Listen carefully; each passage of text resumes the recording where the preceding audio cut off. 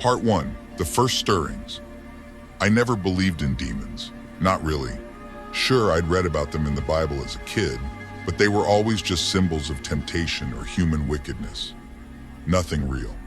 Nothing that could reach out and touch you. I was wrong. So terribly, catastrophically wrong. My name is Michael Carver. I guess I should say I was a history professor at a small liberal arts college in New England. My life was ordinary, even boring by most standards. I taught my classes, graded papers, and spent my free time researching obscure historical events that nobody else cared about. I lived alone in a small apartment, my only companion a temperamental cat named Whiskers. Looking back, I can pinpoint the exact moment everything changed. It was a Tuesday evening in late September. The air had just started to turn crisp, hinting at the approaching autumn. I was in my office, poring over some student essays on the Protestant Reformation, when I came across a quote that caught my attention. For we wrestle not against flesh and blood, but against principalities, against powers, against the rulers of the darkness of this world, against spiritual wickedness in high places. Ephesians 6:12. I'd read it before, of course, but something about it resonated with me that night. Maybe it was the way the shadows seemed to deepen in the corners of my office, or the sudden chill that ran down my spine. Whatever it was, I couldn't shake the feeling that something had shifted in the world around me. That night, I had the first dream. I found myself in a garden unlike any I'd ever seen. Gnarled olive trees surrounded me, their branches twisting towards a starless sky. The air was thick, oppressive, carrying the scent of decay and something else, something ancient and unsettling. And then I heard it, a whisper so faint I almost missed it. Watch and pray. I woke up in a cold sweat, those words echoing in my head. I tried to shake it off, to convince myself it was just a strange dream brought on by too much late-night reading. But as the days passed, the whispers didn't stop when I opened my eyes. At first, it was subtle. I'd be lecturing about the Crusades, and suddenly, I'd hear it, hidden in the scratch of pens on paper. Watch and pray. In the faculty lounge, I'd catch it in the gurgle of the coffee maker. Watch and pray. Soon, I was hearing it everywhere. In the rustle of leaves on my walk home, Watch and pray. in the hum of my refrigerator, Watch and pray. in the static between radio stations. Watch and pray. I tried to ignore it, tried to convince myself I was just stressed, maybe developing some kind of auditory hallucination. I even went to see a doctor who found nothing wrong with my hearing and suggested I might be suffering from tinnitus. But I knew this was something different, something worse. As the whispers grew more frequent, I started to notice other things. The shadows in my apartment seemed deeper, more alive somehow. I'd catch glimpses of movement out of the corner of my eye, only to turn and find nothing there. Even Whiskers started acting strangely, hissing at empty corners and refusing to enter certain rooms. My work began to suffer. I'd find myself zoning out in the middle of lectures, lost in the constant murmur of that biblical warning. My students noticed, of course. I overheard them whispering about Professor Carver's breakdown when they thought I couldn't hear. But I could hear. I could hear everything. One night, about 2 weeks after the first dream, I was grading papers in my living room when the power went out. The sudden darkness was absolute, suffocating. And in that darkness, I heard the whisper clearer than ever before. Watch and pray, for you know not when the time will come. I recognize the verse now. Mark 13:33. A warning about the end times. Why was I hearing this? What was I supposed to be watching for? As if in answer, I saw something move in the darkness. A deeper shadow, writhing and twisting in a way that defied natural laws. I fumbled for my phone, desperate for its light, but by the time I turned on the flashlight, the shadow was gone. The power came back on a few minutes later, but I couldn't shake the feeling that something had changed. The world felt thinner somehow, as if the barrier between reality and something else had been stretched to the breaking point. I stopped sleeping after that night. How could I, when every time I closed my eyes, I was back in that suffocating garden? I drank coffee by the pot, took stimulants, anything to stay awake. But it only made things worse. The shadows multiplied. They danced at the edges of my vision, always retreating when I tried to focus on them. But I could feel their presence, their weight. They were waiting for something. My colleagues started to notice. The department head, Dr. Eleanor Simmons, called me into her office one afternoon. Her face was creased with concern as she asked me if everything was all right. You look exhausted, Michael. She said. And some of your students have expressed worry about your recent behavior. I wanted to tell her. To explain about the whispers, the shadows, the constant feeling of dread that had become my constant companion. But how could I? She'd think I was crazy. Hell, maybe I was crazy. So I lied. Told her I was just having trouble sleeping, that I'd see a doctor about it. She seemed relieved, but not entirely convinced. Take care of yourself, Michael. She said as I left her office. And remember, if you need to talk, my door is always open. If only I had taken her up on that offer, if only I had reached out to someone, anyone, before it was too late. But I was already too far gone, too wrapped up in the growing horror of my situation. As I walked back to my office, the whispers grew louder, more insistent. Watch and pray, for the hour is at hand. I quickened my pace, trying to outrun the voices in my head. But they were everywhere, in everything. And as I rounded the corner to my office, I saw something that made my blood run cold. There, scratched into the wood of my office door, were 3 words: "He is coming." I stood there frozen, staring at those words. They hadn't been there that morning. I was sure of it. Someone, or something, had carved them while I was in Dr. Simmons's office. With trembling hands, I unlocked my door and stepped inside. The room was dark, the blinds drawn against the afternoon sun. As my eyes adjusted to the gloom, I saw something on my desk. A book, open to a page I hadn't been reading. I approached slowly, every instinct screaming at me to run. But I couldn't. I had to know. The book was my old Bible, the one I'd had since childhood, but hadn't opened in years. It was open to the book of Revelation, and one verse was underlined in what looked horribly like blood. "Behold, I come as a thief. Blessed is he that watcheth and keepeth his garments, lest he walk naked, and they see his shame." Revelation 16:15. As I stared at those words, the whispers rose to a crescendo, no longer just in my head, but filling the room. Watch and pray, for the time is at hand. I ran, out of my office, out of the building, out into the fading daylight. But even as I fled, I knew the truth that I had been trying so hard to deny. Whatever was coming, whatever had its eyes on me, it was already here. And this was only the beginning.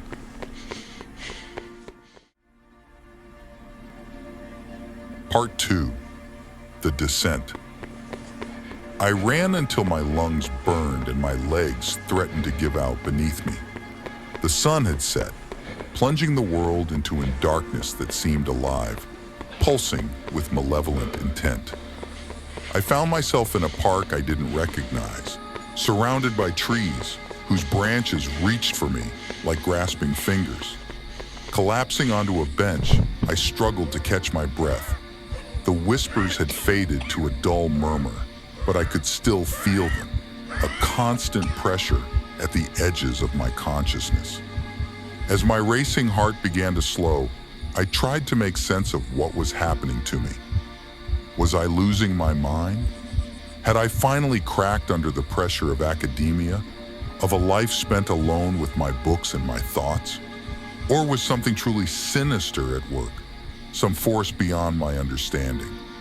As if in answer, I felt a presence behind me. Slowly, dreading what I might see, I turned. There, standing at the edge of the path, was a figure. It was human, in shape, but wrong somehow. Its proportions were slightly off, its movements too fluid to be natural. And its face, where a face should have been, there was only shadow. "Who are you?" I called out, my voice trembling. "What do you want from me?" The figure didn't respond. Instead, it began to walk towards me, each step silent on the gravel path. As it drew closer, I could hear a sound coming from it, a low, rhythmic chanting in a language I didn't recognize. I wanted to run, but my body wouldn't respond.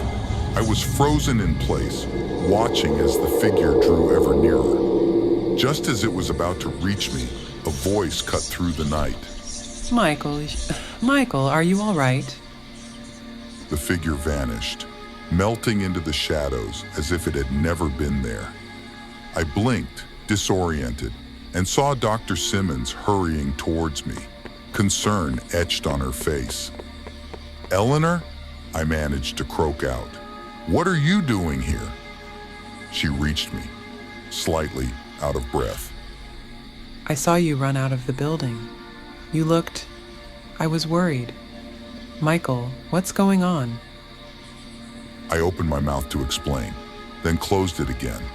How could I possibly make her understand? I'm not sure, I finally said.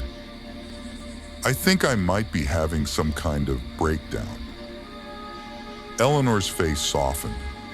She sat down next to me on the bench, close enough that I could smell her perfume, something floral and comforting. Talk to me. She said gently. Whatever it is, we can figure it out together. And so, haltingly at first, then in a rush, I told her everything. The dreams, the whispers, the shadows that haunted my every waking moment. I told her about the writing on my office door, the Bible open to Revelation. As I spoke, I waited for her to recoil, to look at me with fear or disgust. But she just listened, her face a mask of concern and compassion. When I finished, there was a long moment of silence. Then Eleanor spoke, her voice careful. Michael, I think you need help. Professional help. What you're describing, it sounds like a severe psychiatric episode. Maybe brought on by stress or... No! I cut her off, more sharply than I intended. No, Eleanor, you don't understand. This is real. I know how it sounds, but I swear to you, it's real. She reached out, placing a hand on my arm. Okay. She said softly. Okay, let's say it is real. What do you think it means? What's causing it? I shook my head, feeling lost. I don't know. But I think it has something to do with the Bible verses, with the warnings about the end times. Eleanor frowned. You mean like the apocalypse? Michael, you're a historian. You know how many times people have predicted the end of the world. It's never come true. Maybe this time is different, I said, my voice barely above a whisper. Maybe this time, it's really happening. She didn't respond immediately. Instead, she looked out into the darkness of the park, her brow furrowed in thought. All right, She said finally. if this is real, if something is really happening, then we need to figure out what it is. And we need to do it methodically, rationally, like the academics we are. I felt a surge of gratitude towards her. She didn't believe me. Not really, but she was willing to help. It was more than I could have hoped for. "Where do we start?" I asked. With research, Eleanor said firmly. we go back to your office. We look at that Bible. We try to understand the context of these verses you've been hearing. And we do it together. I'm not leaving you alone, Michael. Not when you're like this. I nodded, feeling a glimmer of hope for the first time in weeks. We stood, and Eleanor looped her arm through mine as we began to walk back towards the campus. But as we left the park, I glanced back over my shoulder. And there, just for a moment, I saw the shadowy figure again. It raised a hand, as if in greeting or warning, and I heard the whisper, clearer than ever. The Lamb opens the first seal. I shuddered, turning away quickly. Eleanor must have felt it, because she squeezed my arm reassuringly. "It's okay," she said. "Whatever this is, we'll face it together." If only I had known then how wrong she was. If only I had realized that by involving Eleanor, I was dooming her to share my fate. Back in my office, the air felt thick, oppressive. The scratches on the door seemed deeper, more ominous. Eleanor examined them closely, her fingertips tracing the jagged letters. "This is unusual, She murmured. the depth and precision of these marks. It would take significant force to carve into wood like this." I moved past her into the office, my eyes immediately drawn to my desk. The Bible was still there, open to Revelation. But now, more verses were underlined, the red marks stark against the thin pages. "Eleanor," I called, my voice shaking. "Look at this." She joined me at the desk, her sharp intake of breath telling me she saw what I did. Not only were more verses marked, but tiny, spidery handwriting filled the margins. It was in a language I didn't recognize, all swooping curves and harsh angles. "What is that?" Eleanor whispered. "Michael, what language is this?" I shook my head, feeling a chill run down my spine. "I don't know. I've never seen anything like it." As we stared at the impossible writing, the whispers started again. But this time, they weren't just in my head. Eleanor's head snapped up, her eyes wide with shock. "Do you hear that?" She asked, her voice trembling. I nodded, unable to speak. The whispers grew louder, more insistent. And then, to my horror, they began to coalesce into words we could understand. The second seal is broken. The third approaches. Watch and pray, for the hour of judgment is at hand. Eleanor grabbed my arm, her nails digging into my skin. "Michael, She said, her voice tight with fear. Michael, what's happening?" Before I could answer, the lights in the office flickered and died. In the sudden darkness, I felt something brush past me, something cold and undeniably alive. Eleanor screamed. I fumbled for my phone, desperate for its light. As the screen illuminated, I saw Eleanor backed against the wall, her face a mask of terror. And between us, taking shape in the shadows, was a figure. It was the same entity I had seen in the park, but now it seemed more solid, more real. As it turned towards me, I saw its face, or rather the absence of a face. Where features should have been, there was only a swirling void, like a black hole ready to consume everything in its path. "Who are you?" I demanded, trying to keep my voice steady. "What do you want?" The figure tilted its head, an unnaturally fluid motion, and then it spoke, its voice a chorus of whispers. We are the Watchers. We are the Heralds. And you, Michael Carver, have been chosen. "Chosen for what?" I asked, even as part of me screamed not to engage, to run, to wake up from this nightmare. The figure raised a hand, pointing at the Bible on my desk. To bear witness, to see what must not be seen, to know what must not be known. Eleanor, who had been frozen in fear, suddenly moved. She lunged for the door, yanking it open. Michael, run. She shouted. But as she stepped into the hallway, she collided with someone. A man stood there, his eyes blank and unseeing. Behind him were others, an entire crowd of people, all with the same vacant expression. It's too late. The shadowy figure said, its voice almost gentle. The seals are breaking. The end has begun. As if on cue, the crowd in the hallway began to chant, their voices a terrible monotone. Worthy is the Lamb that was slain to receive power, and riches, and wisdom, and strength, and honor, and glory, and blessing. The shadowy figure moved towards me, its form rippling like smoke. You have watched, you have prayed, but it is not enough. Now, you must bear your cross. I felt something being pressed into my hands, something rough and wooden, splinters digging into my palms.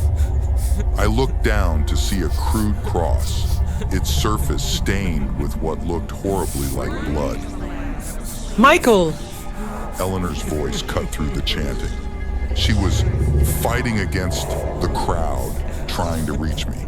Michael, don't listen to it. Whatever it's telling you, it's lying. The figure turned its void-like face towards her. Ah, the doubter. Every prophet needs a Judas. It raised a hand, and Eleanor went rigid, her eyes widening in pain, or shock, or both. No! I shouted, dropping the cross and lunging towards her. But the figure was faster. In a blink, it was beside Eleanor, its hand on her shoulder. The fourth seal breaks, it intoned. And hell followed with him. Eleanor's scream cut off abruptly as she and the figure vanished, leaving behind only a wisp of shadow. I stood there, surrounded by the chanting crowd, the cross at my feet. The whispers in my head had become a roar, drowning out all other thought. Watch and pray, for the hour is at hand. As the world seemed to tilt and spin around me, one thought cut through the chaos. I had to find Eleanor. I had to stop this, whatever it was, even if it meant facing the end of the world itself.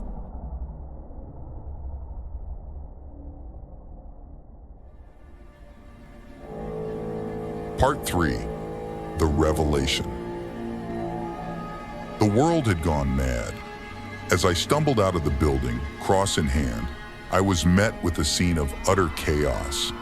The sky had turned a sickly red, as if the very heavens were bleeding. In the distance, I could hear screams, the wail of sirens, and a deep, resonant sound like the blast of an unearthly trumpet. The chanting crowd had followed me out, their vacant eyes fixed on some point in the distance. They moved as one, a sea of humanity stripped of individuality, of soul. Eleanor! I called out, my voice lost in the cacophony. Eleanor, where are you? There was no answer, but I hadn't really expected one. Whatever that thing was, it had taken her somewhere beyond my reach. But I couldn't give up. I wouldn't. I began to walk, then run, pushing my way through the mindless crowd. The streets were a nightmare landscape of abandoned cars, shattered windows, and scenes of violence frozen in time. And everywhere, that terrible chanting, Worthy is the Lamb that was slain to receive power, and riches, and wisdom, and strength, and honor, and glory, and blessing. I don't know how long I ran, or how far. Time seemed to have lost all meaning. The cross in my hand grew heavier with each step, the splinters digging deeper into my flesh. But I couldn't let go. Somehow, I knew it was important, that I would need it before the end. Finally, exhausted and disoriented, I found myself in front of the old church on the edge of town. St. Michael's, ironically enough. Its door stood open, a beacon of dubious sanctuary in a world gone mad. As I approached, the chanting behind me changed. And when he had opened the seventh seal, there was silence in heaven about the space of half an hour. The crowd stopped moving. The sirens cut off. Even the unnatural trumpet fell silent. For a moment, the world held its breath. Then, from within the church, I heard a voice. Eleanor's voice. Michael, Michael, help me! I didn't hesitate. I ran into the church, the cross held before me like a shield. The interior was dark, lit only by flickering candles that cast monstrous shadows on the walls. The pews were empty, the air thick with the scent of incense, and something else, something rotten. Eleanor? I called out. Where are you? Here, Came her reply, weak and pained. by the altar. I moved forward, my footsteps echoing in the cavernous space. As I approached the altar, I saw her. Eleanor was on her knees, her head bowed. But something was wrong. Her form seemed to flicker and shift, as if she wasn't fully there. Eleanor, I said softly, reaching out to touch her shoulder. She looked up at me, and I recoiled in horror. Her face was a mask of agony, her eyes black voids like those of the shadowy figure. You shouldn't have come. She said, her voice a mixture of her own and something older, darker. You can't stop it, Michael. No one can. Stop what? I asked, even as part of me screamed to run to get as far away from this thing wearing Eleanor's face as possible. What's happening? She smiled, a terrible rictus grin that split her face unnaturally wide. The end. The beginning. The unmaking and remaking of all things. As she spoke, the shadows around us began to move, to coalesce. The shadowy figure from before took shape, but now it was joined by others.